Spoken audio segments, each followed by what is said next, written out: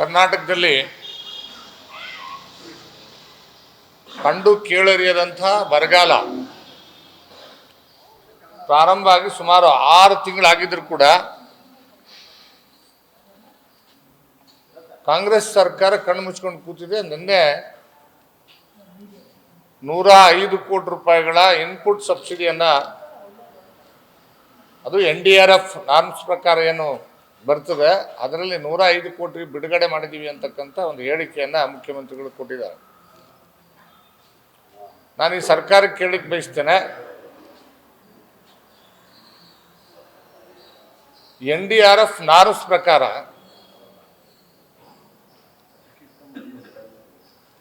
ಏನು ಇನ್ಪುಟ್ ಸಬ್ಸಿಡಿಯನ್ನು ಬಿಡುಗಡೆ ಮಾಡಬೇಕು, ಆ ಬಿಡುಗಡೆ ಮಾಡ್ತಕ್ಕಂಥ ಕೆಲಸವನ್ನು ಇವತ್ತು ಈ ಸರ್ಕಾರ ಮಾಡ್ತಾ ಇಲ್ಲ. ಯಾಕೆ ಅಂತಕ್ಕಂಥ ಮೊದಲ ಪ್ರಶ್ನೆ. ಮತ್ತು ಎರಡನೇದು, ಇನ್ಪುಟ್ ಸಬ್ಸಿಡಿಯನ್ನು ಬಿಡುಗಡೆ ಮಾಡೋದಕ್ಕೆ ರಿಸರ್ವ್ ಫಂಡ್ ಇರ್ತದೆ, SDRF ಮಿನಿಮಮ್ 10% ಫಂಡ್ಸನ್ನು ನಾವು ತಕ್ಷಣ ಬಿಡುಗಡೆ ಮಾಡೋದಕ್ಕೆ ಯಾವುದೇ ಕೂಡ ತೊಂದರೆ ಇರೋದಿಲ್ಲ. ಆದರೂ ಕೂಡ ಈ ಸರ್ಕಾರ 6 ತಿಂಗಳಾದರೂ ಕೂಡ ಕೇವಲ 105 ಕೋಟಿ, ಅಂದರೆ ಒಂದು ಜಿಲ್ಲೆಗೆ ಸುಮಾರು 40 ರಿಂದ 45 ಲಕ್ಷ ರೂಪಾಯಿ, ಕುಡಿಯೋ ನೀರಿಗೆ ಬೇಕಂದ್ರೂ ಕೂಡ ಒಂದು ಬೋರ್ವೆಲ್ ಹೊಡೆಯೋದಕ್ಕೂ ಕೂಡ ಸಾಲದೇ ಇರತಕ್ಕಂಥ ಹಣವನ್ನು ಇವತ್ತು ಈ ರಾಜ್ಯ ಸರ್ಕಾರ ಬಿಡುಗಡೆ ಮಾಡಿರ್ತಕ್ಕಂಥದ್ದು ಯಾವ ಪುರುಷಾರ್ಥಕ್ಕೆ ಅಂತಕ್ಕಂಥದ್ದು. ನಾನು ಈ ಕಾಂಗ್ರೆಸ್ ಸರ್ಕಾರವನ್ನು ರೈತ ದ್ರೋಹಿ ಸರ್ಕಾರ ಅಂತ ಕರೀಲಿಕ್ಕೆ ಬಯಸ್ತೇನೆ. ಈ ಒಂದು ಬರಗಾಲದ ಪರಿಸ್ಥಿತಿನಲ್ಲಿ ಈ ಸರ್ಕಾರ ರೈತರ ನೆರವಿಗೆ ಬರದೇ ಇರತಕ್ಕಂಥ ಸಂದರ್ಭದಲ್ಲಿ ನಮ್ಮ ರೈತ ಮೋರ್ಚಾ ಭಾರತೀಯ ಜನತಾ ಪಕ್ಷದ ವತಿಯಿಂದ ಬಹಳ ದೊಡ್ಡ ಪ್ರಮಾಣದ ಸರ್ಕಾರದ ವಿರುದ್ಧ ಸಂಘಟಿತಾತ್ಮಕವಾದಂಥ ಹೋರಾಟಗಳನ್ನು ಹಮ್ಮಿಕೊಳ್ಳೋದಕ್ಕೆ ನಾಳೆ ಬೆಳಗ್ಗೆ 11 ಗಂಟೆಗೆ ನಮ್ಮ ಪಕ್ಷದ ಕಚೇರಿಯಲ್ಲಿ ರಾಜ್ಯದ ಎಲ್ಲ ರೈತ ಮೋರ್ಚಾದ ಜಿಲ್ಲಾಧ್ಯಕ್ಷರುಗಳು, ರಾಜ್ಯ ಪದಾಧಿಕಾರಿಗಳು ಮತ್ತು ಪ್ರಧಾನ ಕಾರ್ಯದರ್ಶಿಗಳು ಸುಮಾರು 150 ರಿಂದ 200ಕ್ಕಿಂತಲೂ ಹೆಚ್ಚು ಪ್ರಮುಖರ ಸಭೆಯನ್ನು ನಾವು ಮಾಡ್ತಾ ಇದ್ದೇವೆ. ನಾಳೆ ಈ ಸರ್ಕಾರದ ವಿರುದ್ಧ ಏನು ರೈತಪರವಾದಂಥ ಹೋರಾಟಗಳನ್ನು ಹಮ್ಮಿಕೊಳ್ಬೇಕಾದಂಥ ಒಂದು ಅಜೆಂಡಾವನ್ನು ಫಿಕ್ಸ್ ಮಾಡ್ತಕ್ಕಂಥ ಕೆಲಸ ನಾವು ಮಾಡ್ತಾ ಇದ್ದೇವೆ.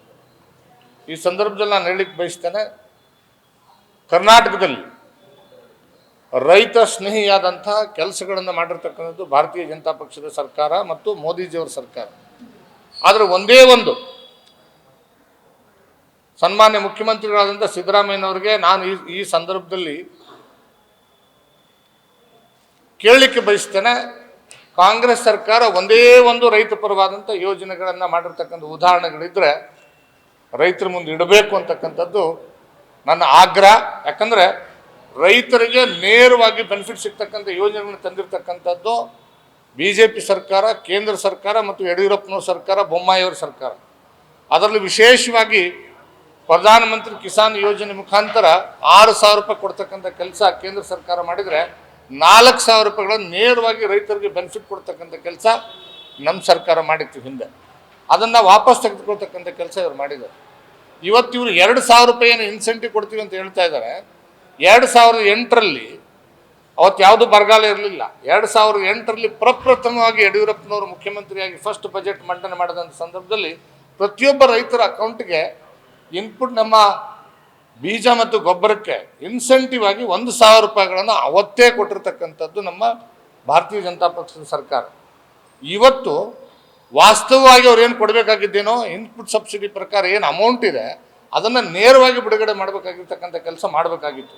ಆದರೆ ಇವತ್ತು ಅದನ್ನು ಮಾಡದೇನೆ ಕೇವಲ 2,000 ರೂಪಾಯಿಗಳನ್ನು ಕೊಡ್ತೀವಿ ಅಂತ ಹೇಳಿದರೆ ಅದನ್ನು ಕೂಡ ಸಂಪೂರ್ಣ ಹಣ ಬಿಡುಗಡೆ ಮಾಡಿಲ್ಲ.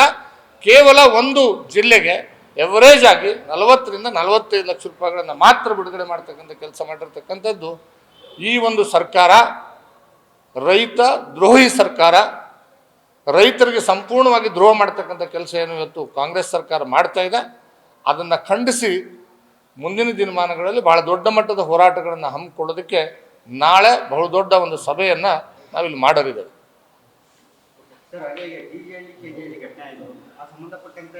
ತಪ್ಪಿತಸ್ಥರನ್ನ ಎಲ್ಲ ವಿಚಾರ ನಡೀತಾ ಇದೆ. ಒಂದ್ ಕಡೆ ನೀವು ವಿರೋಧ ಮಾಡ್ತಿದ್ದೀರಿ, ಈಗ ನೋಡಿದ್ರೆ ಅವರು DK ಶಿವಕುಮಾರ್ ಕಾನೂನು ಚೌಕಟ್ಟಿನಲ್ಲಿ ಅಮಾಯಕರಾಗಿರೋರನ್ನ ಬಿಡುಗಡೆ ಮಾಡ್ತೀವಿ ನಾವು ಮಾಡಬೇಕು ಅಂತ DJ ಹಳ್ಳಿ ಮತ್ತು KG ಹಳ್ಳಿಯಲ್ಲಿ ಏನು ದಂಗೆಕೋರರಿದ್ದಾರೆ, ಸಮಾಜಘಾತುಕ ಶಕ್ತಿಗಳೇನಿದ್ದಾರೆ ಅದನ್ನು ಮಟ್ಟ ಹಾಕ್ತಕ್ಕಂಥ ಕೆಲಸವನ್ನು ನಮ್ಮ ಸರ್ಕಾರ ಮಾಡಿತ್ತು ಆ ಸಂದರ್ಭದಲ್ಲಿ. ಆದರೆ ಇವತ್ತು ಈ ಸರ್ಕಾರದ ಉಪಮುಖ್ಯಮಂತ್ರಿಗಳು ಹೇಳಿಕೆ ಕೊಡ್ತಾ ಇದ್ದಾರೆ ಏನಂದರೆ ಅಲ್ಲಿರ್ತಕ್ಕಂಥ ಅಮಾಯಕರನ್ನ ಬಿಡುಗಡೆ ಮಾಡೋದಕ್ಕೆ, ಅಮಾಯಕರಿಗೆ ತೊಂದರೆ ಆಗದಂಥ ರೀತಿಯಲ್ಲಿ ನೋಡ್ಕೊಳ್ಳೋದಕ್ಕೆ ನಮ್ಮ ಸರ್ಕಾರ ಯೋಚನೆ ಮಾಡ್ತಾ ಇದೆ ಅಂತಕ್ಕಂಥ ಮಾತನ್ನು ಏನು ಮಾನ್ಯ ಉಪಮುಖ್ಯಮಂತ್ರಿಗಳು ಹೇಳಿದ್ದಾರೆ. ಇದು ಏನು ತೋರಿಸ್ತದೆ ಅಂತಂದರೆ ಸಮಾಜಘಾತುಕರನ್ನು, ದಂಗೆಕೋರರನ್ನು ರಕ್ಷಣೆ ಮಾಡ್ತಕ್ಕಂಥ ಕೆಲಸ ಸ್ಪಷ್ಟವಾಗಿ ಸರ್ಕಾರ ಮಾಡ್ತಾ ಇದೆ ಅನ್ನೋದಕ್ಕೆ ಸ್ಪಷ್ಟ ಉದಾಹರಣೆ ಇವತ್ತು DK ಶಿವಕುಮಾರ್ ಕೊಟ್ಟಿರ್ತಕ್ಕಂಥ ಹೇಳಿಕೆ. ಇದನ್ನು ನಾವು ಖಂಡಿಸ್ತೇವೆ ಮತ್ತು ಯಾವುದೇ ಕಾರಣಕ್ಕೂ ಸಮಾಜಘಾತುಕರ ಮೇಲೆ ಇರ್ತಕ್ಕಂಥ ಕೇಸ್ಗಳನ್ನು ತೆಗಿತಕ್ಕಂಥ ಕೆಲಸ ಕಾಂಗ್ರೆಸ್ ಸರ್ಕಾರ ಮಾಡೋದಕ್ಕೆ ಪ್ರಯತ್ನ ಪಟ್ಟರೆ ಅದರ ವಿರುದ್ಧ ಭಾರತೀಯ ಜನತಾ ಪಕ್ಷ ಭಾಳ ದೊಡ್ಡ ಮಟ್ಟದ ಹೋರಾಟವನ್ನು ಮತ್ತೆ ನಾವು ಹಮ್ಮಿಕೊಳ್ಬೇಕಾಗ್ತದೆ. ನಾನಿಲ್ಲಿ ಹೇಳಲಿಕ್ಕೆ ಬಯಸ್ತೇನೆ, ಈಗಾಗಲೇ ರಾಮ ಭಕ್ತರನ್ನ ತಡವಿ ನೀವು ಅದಕ್ಕೆ ಮುಖಭಂಗ ಅನುಭವಿಸಿದಿರಿ. ಮತ್ತೆ ಸಮಾಜಘಾತುಕರನ್ನ ಬಿಡುಗಡೆ ಮಾಡ್ತಕ್ಕಂಥ ಕೆಲಸ ಈ ಸರ್ಕಾರ ಮಾಡಿದರೆ ಅದಕ್ಕೆ ತಕ್ಕ ಉತ್ತರವನ್ನು ಮತ್ತೆ ನಾವು ಹೋರಾಟದ ಮುಖಾಂತರ ಕೊಡಬೇಕಾಗ್ತದೆ. ಕೋಮುಗಲಭೆ ಸೃಷ್ಟಿಗೆ ಬಿಜೆಪಿ ತನ್ನ ಸಹೋದರ ಸಂಘಟನೆಗಳನ್ನ ಅಣಿ ಮಾಡ್ತಾ ಇದೆ ಅಂತ ಆರೋಪ ಮಾಡ್ತಾರೆ. BK ಹರಿಪ್ರಸಾದ್ ಅವರು ಅರ್ಥ ಮಾಡ್ಕೊಳ್ಬೇಕು, ಕೋಮುಗಲಭೆ ಸೃಷ್ಟಿ ಮಾಡಿದ್ರು ಯಾರು?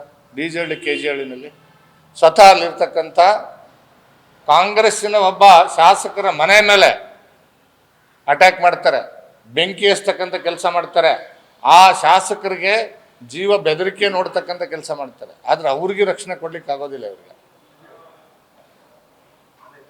ಯಾರು ಇಲ್ಲಿ ದೇಶದ್ರೋಹಿಗಳು ಯಾರು? ಸಮಾಜಘಾತುಕರು ಯಾರು? ಇಲ್ಲಿ ಕೋಮುವಾದಿಗಳು ಯಾರು? ಇಲ್ಲಿ ಯಾರು ಅಲ್ಲಿ ಸೇರಿರ್ತಕ್ಕಂಥವ್ರೆಲ್ಲರೂ?